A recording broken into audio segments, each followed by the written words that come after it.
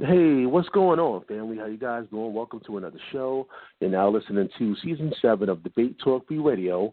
I'm your host, Sal Showtime, and we are back with another classic show for the people out there. We appreciate everybody that's tuning in via phone and via Skype. I'll dial that number, 319-527-6239. As usual, we like to thank the international listeners out there that's checking out the show all across the globe, in the UK, Africa, Japan, all across the globe. People are checking out Debate Talk Radio. We appreciate the support. And, of course, everybody on social media land on Facebook, Twitter, and Instagram that's checking out the show. Do me a favor. If you're inside a Facebook group and you're listening to the show, share it on your personal page. Let people know that Debate Talk for you is live and on the air.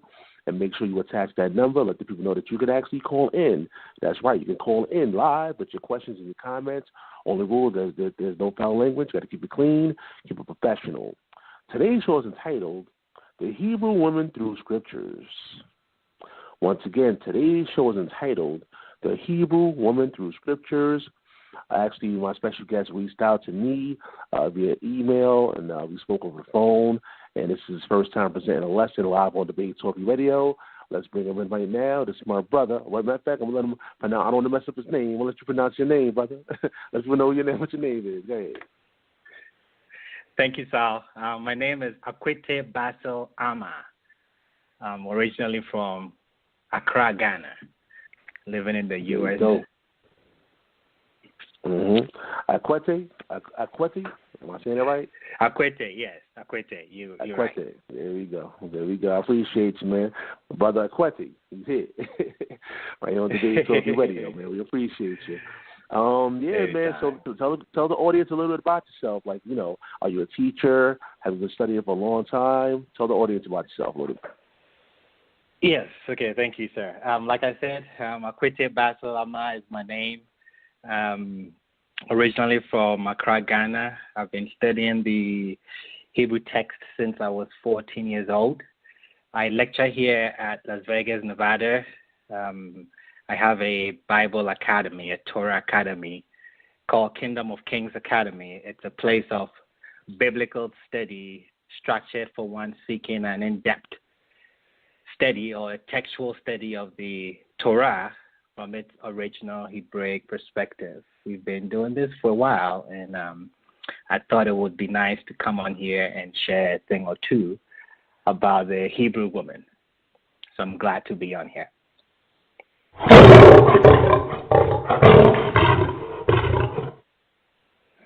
All right, now, Brother Akwete, whenever you get a chance, I'm going to need you to email me, like, some of your links or your website information so I can attach it to the description box for those that may want to reach out to you. Whenever you get a chance to email it to me. But people get your pen and pad with it. Like I always say, take down your notes. And we're about to get this show started. Akwete, take it away. Thank you again, sir. Before I start making a case for the Hebrew woman, I want to make a quick remark about the Torah that we study. And the Torah is not the Hebrew equivalent of the New York Times. It's not meant for casual, informal perusal over a cup of tea. No, it requires careful, precise study. And when you do that, you would often find that what you thought it said just isn't there. Matter of fact, something quite different is usually there if you read it precisely. In the scroll of Esther, Megillat Esther, King Ahasuerus commanded Vashti the queen to be brought before him and his guests. But Queen Vashti refused to come.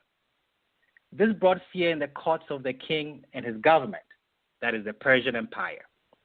Now, the fear of the Persian Empire was that if we allow one woman to be too strong-willed, then it will create an epidemic in the home as all women will rebel against their husbands.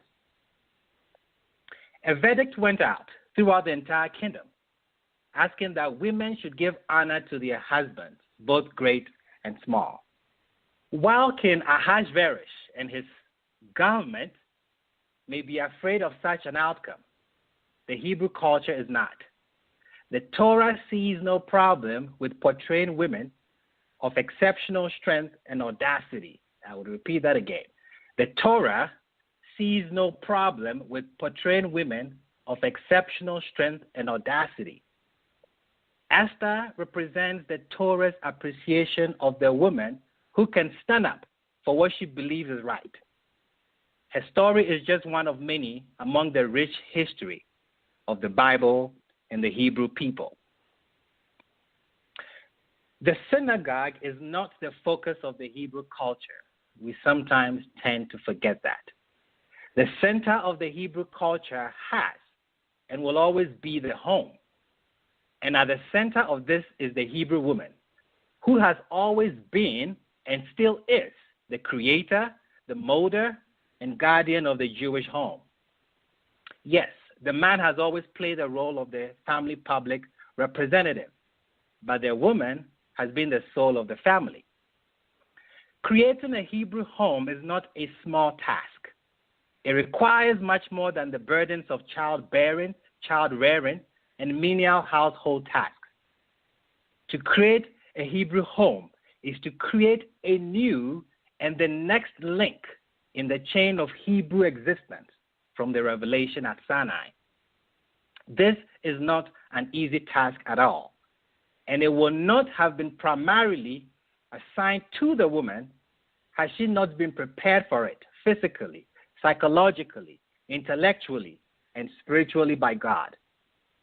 That is why Shlomo HaMelech writes in his book Mishlei, chapters 1, verses 8. He said, "My son, heed the Musa, the discipline of your father, and do not forsake the Torah of your mother." I repeat it. "My son, heed the discipline," that is the Musa, "of your father, and do not forsake the Torah," the instruction, "of your mother." We see here that a Hebrew learns discipline from his father, but learns the fundamental concepts and principles of Hebrew life and Torah from his mother. The mother lays the foundation or the groundwork of transmission of Torah to the children. Now, the most complex entity in the universe is the human being. The most complex entity to develop in the entire universe is the human being. A computer is not as complicated as our fingernail. If you look at changing diapers, the way you will look at cleaning up the mess of your dog on your carpet, then that's one thing. But if you look at it as interacting with a developing human being, it's something else. This is how every interaction with an infant is supposed to be looked at. It's a moment to reinforce an attitude by playing with the child, singing to the child, caressing the child, hence building the child's character, self-confidence, and security. If you look at it as a menial activity, then you don't understand what the activity is. At the end of the day, the woman has been changing diapers, sweeping the floor, etc. Compare what she does to the Kohen, the high priest, and compare how he looks at the end of the day to the woman. He has been slaughtering animals, flaying the skin, taking out organs of the animals, carrying buckets of blood, placing the meat on the altar, salting the meat, washing things down. What do you think he looks like at the end of the day? Very messy. But he's serving in the temple, we say. So it means dealing with things that make you messy can be exalted, can be holy and spiritual. That is quite right. And that is the same way we look at the woman. We are dealing with the development of a human being. And if you have a sensitivity to what a human being is, you will not look down, but rather elevate this task to the same level as that of the Kohen, if not above it. I'll repeat that. We are dealing with the development of a human being. And if you have a sensitivity to what a human being is, you will not look down, but rather elevate this task to the level as the Kohens, the high priest, if not above it. Our first teacher, our first Rebbe, our first Moreh, our first Lamed, our first Hinnock is the woman. It's the mother. We start learning from the mother. We start learning from the woman from the womb. She is our first master teacher. Now, the principles of the Torah are not mere intellectual concepts. No, they must be brought to life in the Hebrew home, which is the center of our existence, of which the Hebrew woman is key. This is why God tells Moshe something very important. He goes to get the Torah, Exodus 19:3. This was the instructions given to Moshe. Moshe ascended to God, and the Lord God called to him from the mountain, saying, "So shall you say to the house of Yaakov," representing the women, "and then tell the sons of Israel," representing the men. The Torah was supposed to be taught to the house of Yaakov first. It was supposed to be taught to the women because the Hebrew nation depends on the woman. I'll repeat that. Our survival depends on the Hebrew woman. So God tells Moshe, teach it to the house of Yaakov first, and then tell the sons of Israel. We treasure the stories in the Torah as well as the biblical figures. We have used these stories and these biblical figures as examples to follow in our lives. The role the Hebrew woman plays in the Tanakh is very crucial, and it's shown to have a critical influence on the future and nature of the Hebrew people. When you look in the Torah, the 5 books of Moses, and you look at incidents where men and women disagree as to what needs to be done, and it's a crisis, the women are always right. Let me repeat the rule. When it is a crisis and men and women disagree on what needs to be done, the women are always right. Let me give you a few examples. Abraham is obviously the major public figure, and Sarah is kept very much in the background. Even the Orthodox rabbis make this point explicit when they say in their writings, Sarah was a private person. However, when the environment of Abraham's home was threatened by Ishmael's behavior, and this negative influence of Ishmael on Isaac threatened Hebrew survival, Sarah acted quickly. Abraham, who was occupied by his public role, lacked the proper insight into the situation. I'll repeat that again. Abraham, who was occupied by his public role, he lacked the proper insight into the situation. Sarah demanded, Genesis 12:10, cast out that slave woman and her son. The moral implication and the audacity of this statement reveals the strong role that Sarah played in Abraham's home. We know that Abraham hesitated.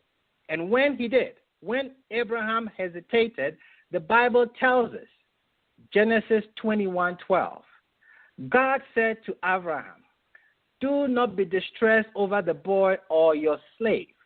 Whatever Sarah tells you, do as she says. I repeat it. Whatever Sarah tells you, do as she says. God himself upheld the morality and correctness of Sarah's demand. Let's look at Isaac and Rebekah. We know that Rebekah took over Sarah's role because we are told that Isaac brought her into the tent of her mother Sarah. When we look at the life of Isaac and Rebekah, it's a striking parallel to that of Abraham and Sarah. When Isaac lacked the necessary insight to evaluate Esau's true character, Rebekah, acting in a morally courageous manner, preserved the future of the Hebrew people. In this instance, Isaac himself recognized the correctness of Rebekah's actions. So we see what's going on. Abraham lacked the insight. When it comes to Isaac, he also lacked the insight, but he recognized the correctness of Rebekah's actions after she had taken those actions. Let's look at Leah and Rachel. They are assigned an even more difficult task. They were to create a proper environment for Yaakov and his sons within the negative environment of Laban's house. The moral difficulties they faced were of a day-to-day nature. But regardless, these two women were very successful. The 12 sons of Yaakov all remained true to the spiritual calling of their fathers, becoming the foundation pillar on which the Hebrew nation was built. This picture of the women possessing the moral strength and determination necessary for the formation of the Hebrew people is a constant theme throughout the Torah and even the rabbinic commentaries on the Torah, which I'm going to share a few. We are told that at a critical point in Hebrew history, it was the moral courage of the midwives that saved the nation. Exodus 1:15 and 16. When the Hebrew men were overtaken by despair during the period of servitude in Egypt, it was their wives who kept the hope of redemption alive. Exodus 1:16, Rashi's commentary. When Amram, that is Moses' father, complained about the frustration of bearing children in Egypt, his daughter Miriam prevailed upon him not to destroy the Hebrew people out of overreaction to frustration. Exodus 1:16, Abram ibn Ezra. On the 40th day after Sinai, the male population panicked at Moses' apparent disappearance. The men brought catastrophe upon themselves by making the golden calf. The women, on the other hand, did not panic and refused to participate in the making of the calf. The golden calf was a male-only initiative. Pirkei Avot, Rabbi Eliezer, chapter 45.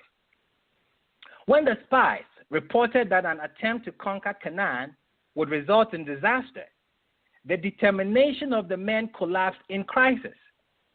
The rabbis teach, however, that the faith of the women held strong, and only the generation of men died. Numbers 26:64, Rashi. It's no wonder that the rabbis, each generation is redeemed because of the righteous women of that generation. I would like to repeat that again. Each generation is redeemed because of the righteous women of that generation. Now, each of the cases I have mentioned, there was a crisis. Each of these cases, the decision was very important. There was no clear precedent. It required sensitivity, judgment, orientation, and in every case, the women were right and the men were wrong. We see here the women exercising independent judgment. Notice, and please notice, that the women did not say, "Oh, my Lord, Master, whatever you say goes. You are the head, so it's your call. I am a blind servant. I glory in the privilege of washing your feet. Whatever you say goes. I have no mind of my own." They never said that. They made up their own minds according to their own judgment, and when they were able to, they acted independently. Now, what is the basis of this? Genesis 2:18. Wayomer Yahweh Elohim, lo tov heyo ta Adam labados, eselo eze connecto. I want to pause here and repeat the remarks I made before starting this class. I said the Torah is not the Hebrew equivalent of the New York Times. It is not meant for casual, informal read over a cup of tea. It requires careful, precise study. And when you do that, you will often find that what you thought is said just isn't there.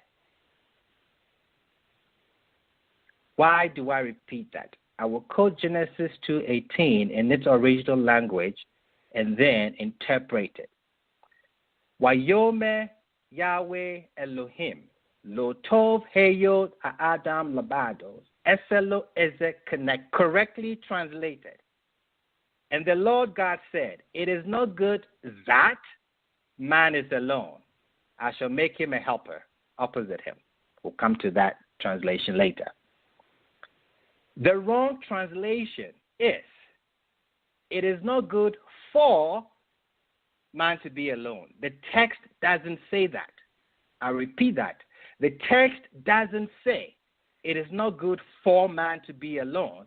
It says it's not good that man to be alone. For it to say it's not good for man to be alone, as a lot of people read it, it would have to say lotos, lo adam, leos, labados. It doesn't say that. It says lotos, heyot, ha adam, labados. It is not good that man is alone. Not, it is not good for man to be alone. Does not say that. If it says it's not good for man to be alone, it means he is missing something. He is lacking something. And then the solution will be to create something for him, something that would do for him what he needs. The text doesn't say that. What we have here is a circumstance and situation of a sole man is not a good circumstance. What is not good about it? The text is silent, doesn't give a clue. Nothing in those words tells you what is wrong. The woman was not created to shine his shoes. The verse does not imply that. It doesn't say lotos, lo adam, leos, labados. It doesn't say that. It says lotos, heyot, ha adam, labados. Correctly translated. And I'm emphasizing that because it's very important. It is not good that man is alone. Let's go back to that text. There's a key phrase, eselo eze connecto, which your apologetic English translation renders a helper suitable or corresponding to him. But we very well know that eze connecto means a helper against him, because neged also means against. So if we read it literally, Genesis 2:18, and the Lord God said, it is not good that man is alone. I shall make him a helpmate against him. I repeat it. It is not good that man is alone. I will make him, a helper against him. How do we read it? How can the helper be against him? Well, the woman plays two roles here according to Genesis 2:18. Man was created and given an assignment. The woman is created to do two things, to help him or to be against him. How does it work? If the man is doing what he's called to do, the woman helps him. If he's doing what he's not called to do, the woman is against him. In other words, if he is worthy of it, she will help him. If he is not worthy of it, she is against him. Now, what does that imply about a woman? Let's take a look. If he is worthy of it, she helps him. Then she is right and doing good. If he is not worthy of it, then she is against him. Then she is also right and doing good. Where the man is pictured as being worthy or unworthy, the woman is pictured as being constant and doing what is appropriate. This is the impression the Torah leaves us in regard to the relationship between husband and wife. And what is that? she will be right majority of the time. That is why when we looked at the examples, the women were always right, and the men lacked the proper insight into the situation. Now, my friendly critic who is listening to me will say, everything you just said is balderdash. The Torah says, husband rules wife. At the risk of shock, this is not correct. The person quoting it does not understand what it means. Let's read Genesis 3:16. To the woman he said, I shall surely increase your sorrow and your pregnancy. In pain you shall bear children, and to your husband will be your desire, and he will rule over you. This quote is a curse. What is a curse? When the Torah expresses a curse, what does it mean? What kind of pronouncement is a curse? What kind of preposition is a curse? I give two examples. Either it's some kind of command, it's a mitzvah, or a norm or prescription, something that you ought to do. That should be the case. You have a responsibility to do and suffer the consequences. Or it's an inescapable reality, meaning that God is going to organize the world in a way that you cannot escape from it. Of these are shrewdly incorrect. This is not a command that when a woman is going to give birth, she should feel pain. Is this a command that women should feel pain in childbirth? No. There is no restriction whatsoever in taking anesthesia or epidural. The idea that it's a command or inescapable is clearly wrong.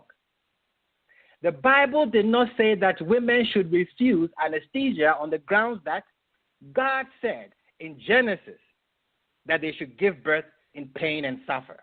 Nobody does that. No woman would make that decision on her birth bed that God says in Genesis that we should give birth in pain. No. So is this an inescapable reality? Not at all. We have escaped these realities. Let's look at the man. Genesis 3:17. And to the man he said, because you listened to your wife, cursed be the ground for your sake. 1. With toil shall you eat of it all the days of your life. 2. It shall cause thorns and thistles to grow for you. 3. You shall eat the herbs of the field. 4. With the sweat of your face you shall eat bread. 5. Summary. Adam, you are going to be a poor, unsuccessful farmer. I really do know quite a lot of people who don't fit this description at all. They are not getting thorns and thistles, even in their backyard. No one tells them they are breaking God's law because Genesis said you have to be a poor farmer. Not at all. So these curses, as we call them, we have escaped them. Did Adam's descendant think these curses were escapable? Do they agree with me? Genesis 5:28. And Lamech lived 182 years, and he begot a son, and he named him Noah, saying, Yanek Amenu. This one will give us rest from our work and from the toil of our hands, from the ground which the Lord has cursed. Lamech knew the curse was not set in stone. He knew the curse was escapable. So he named his son Noah, and the reason he names him Noah, he tells us, this one will give us rest, our work, and from the toil of our hands, from the ground which the Lord has cursed. So it seems Lamech agrees with my thesis. A curse in this context is something which can happen. There are natural forces that can lead to make it happen. If it happens, it's terrible, and you shall do everything you can to avoid it. I repeat it. A curse in this context, God is not saying that I'm going to arrange the world so that man will toil for his food forever. He didn't say that I'm going to arrange and make this inescapable, that a woman will always have pain when she goes to give birth. No, not in this context. We have escaped, if not all, the majority of these so-called curses. And I'm saying that a curse in this context is something which can happen. There are natural forces that can lead to make it happen. If it happens, it's terrible, and you should do everything you can to avoid it. There is a general Torah law of privacy, modesty. We call it sneut in the Hebrew.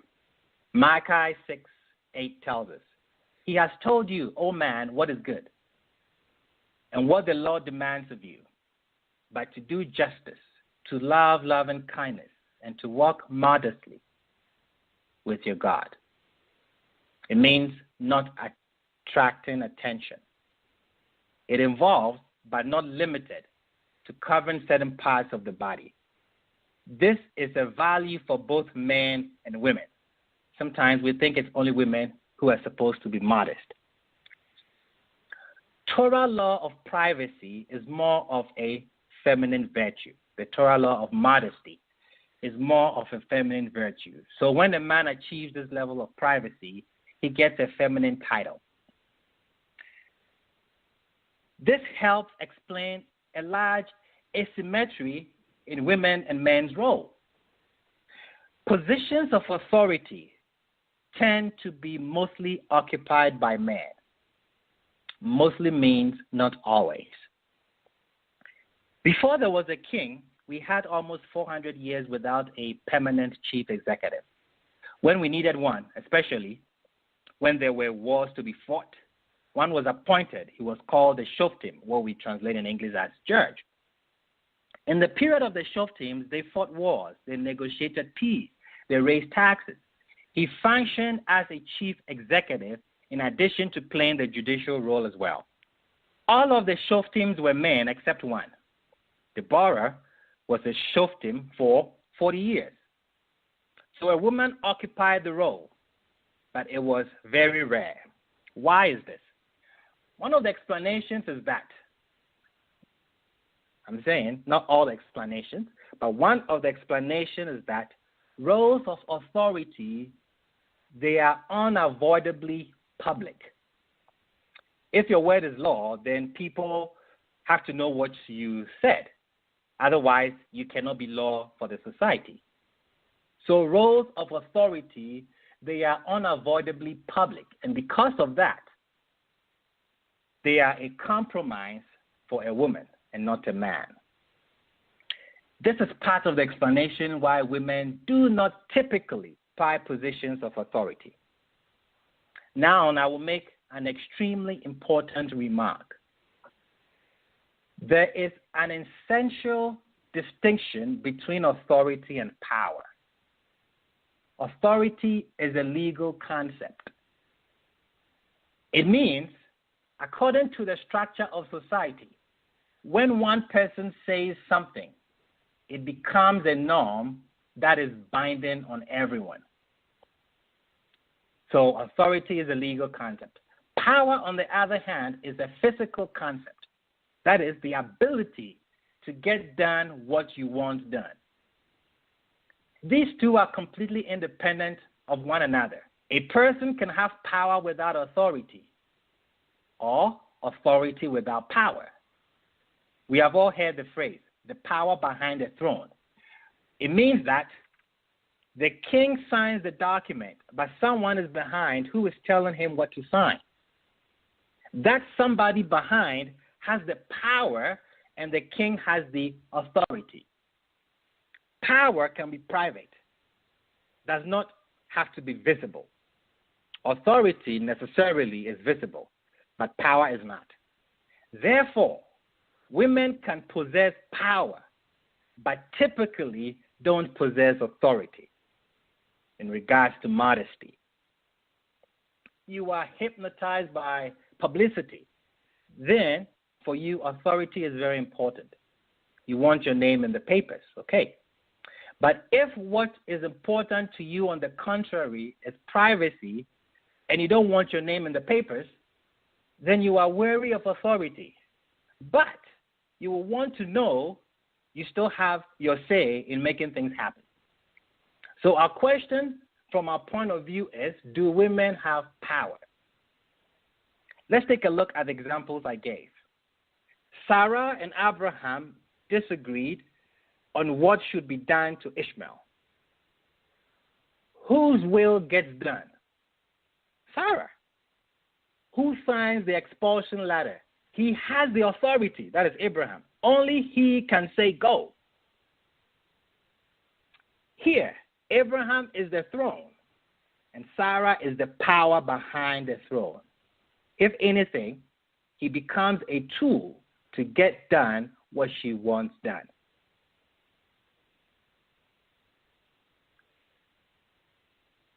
This exercise of power runs throughout Hebrew history. After all real power is the power of persuasion. No one can dominate a country unless he has thousands of people who are willing to shoot the bullets for him, and he has to convince them to shoot those bullets. All power is the power of persuasion, and the Hebrew woman has demonstrated this from the beginning to the end. The Hebrew society is actually structured in such a way as to orient men to be responsive to women's exercise to this kind of power, from the stories we talked about from the Torah through the Talmudic period to the present. Amazingly, the serpent in the garden even knew this. You see, to defeat authority, you need the power of influence. And it was the woman who possessed it. Some may call her the weaker vessel, but even the serpent recognized her power to influence. And the man was no match for her, because power will always eat authority for lunch.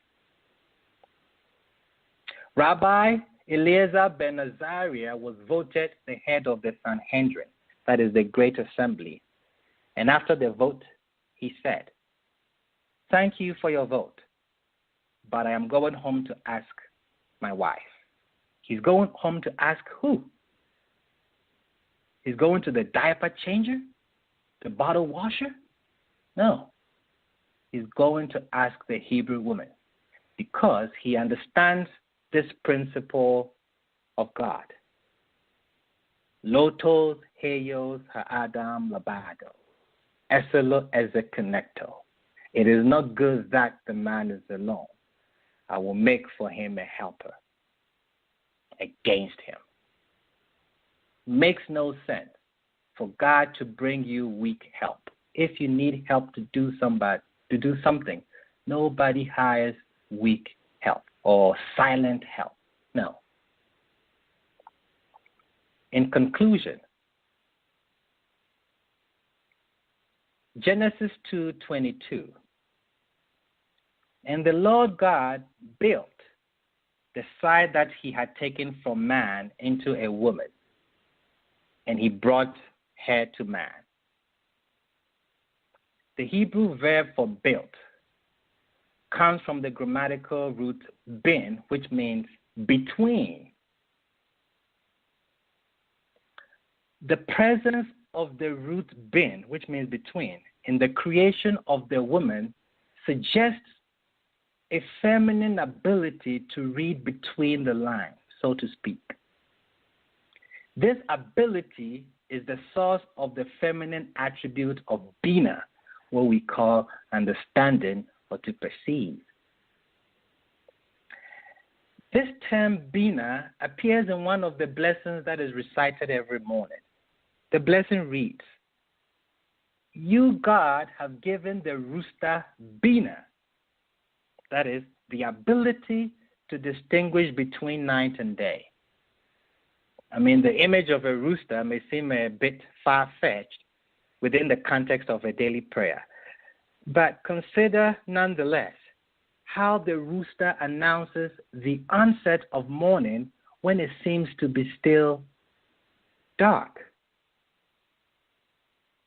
How does the rooster do that? The rooster knows a situation not for how it looks, but for what it truly is.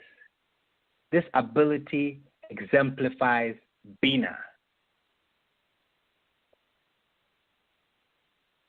The matriarchs, Sarah, Rebecca, Rahel, Leah, built the Hebrew nation from within. Each Hebrew woman possesses the ability to see what is not obvious on the surface. And that is why there is a Hebrew Israelite nation today. The trait of Bina, the ability to analyze, distinguish, and thereby know the spiritual validity of something, is, without exception, predicated on knowledge of Torah. To conclude, as I started, in the scroll of Esther, King Ahasuerus commanded Vashti the queen to be brought before him and his guests. But Queen Vashti refused to come. This brought fear in the courts of the king and his government. The fear of the Persian Empire was that if we allow one woman to be too strong-willed, then it will create an epidemic in their homes, as all women will rebel against their husbands. What did they do? A verdict went out throughout this entire kingdom, asking that women should give honor to their husbands, great and small. And like I said, while King Ahasuerus and his government may be afraid of such an outcome, the Hebrew culture is not. The Torah sees no problem with portraying women of exceptional strength and audacity. With that, I yield.